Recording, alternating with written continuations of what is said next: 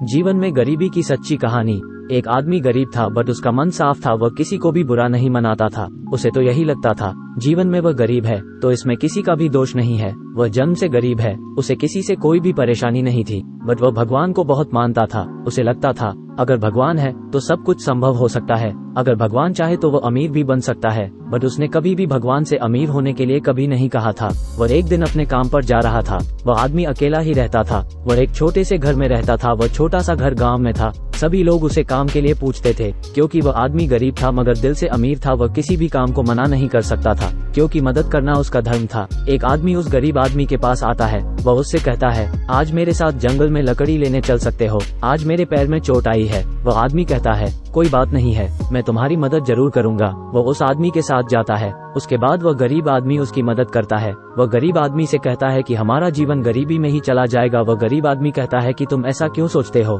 हम अमीर होकर क्या करेंगे, जब हम अमीर हो जाएंगे तो शायद हमारे पास घमंड आ जाएगा, ये घमंड हमें कुछ नहीं करने देगा, इसलिए मैं अमीर नहीं बनाना चाहता हूँ। ये सुनकर वह आदमी कहता है मुझे तुम्हारी बातें बहुत अच्छी लगी है क्योंकि तुम गरीब होकर भी अमीर नहीं बनाना चाहते हो। उसके बाद वह दोनों घर आते हैं। तभी रास्ते में बहुत सारा धन मिलता है। ये धन उनके बहुत काम आ सकता है। मगर वह गरीब आदमी कहता है क्या तुम्हें पता है ये धन की पोटली किसकी है, अगर हम ये धन लेंगे तो जिसका भी यह धन है वह इसे खोजता हुआ परेशान हो जाएगा, हम किसी को भी परेशान नहीं देखना चाहते हैं। ये सोचकर वो धन की पोटली लेकर उस आदमी की खोज करते हैं, शायद उन्हें वह मिल जाए। कुछ दूरी पर एक सेठ बैठा था।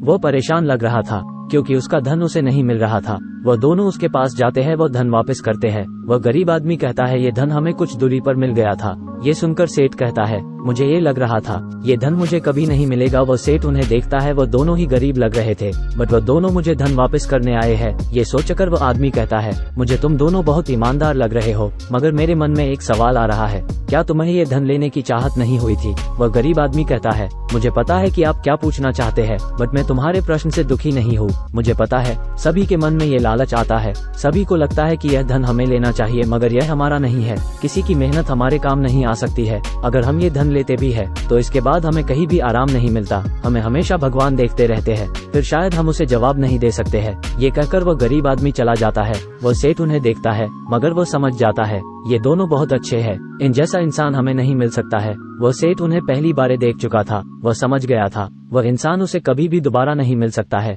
वह उस गरीब आदमी की तलाश करता है। कुछ समय बाद वह गरीब आदमी के घर जाता है। वह देखता है कि उसके घर में अधिक वस्तु नहीं है मगर फिर भी लालची नहीं है, उसके अंदर दया है। वह सभी की मदद करता है। वह उस गरीब आदमी से मिलता है, उसकी मदद करना चाहता है मगर गरीब आदमी मदद लेने से इनकार कर देता है क्योंकि वो बहुत खुश है। अगर आपको ये कहानी अच्छी लगी हो तो कमेंट करके वीडियो को लाइक करना और चैनल को सब्सक्राइब जरूर कर लेना। वीडियो देखने के लिए आप सभी का धन्यवाद।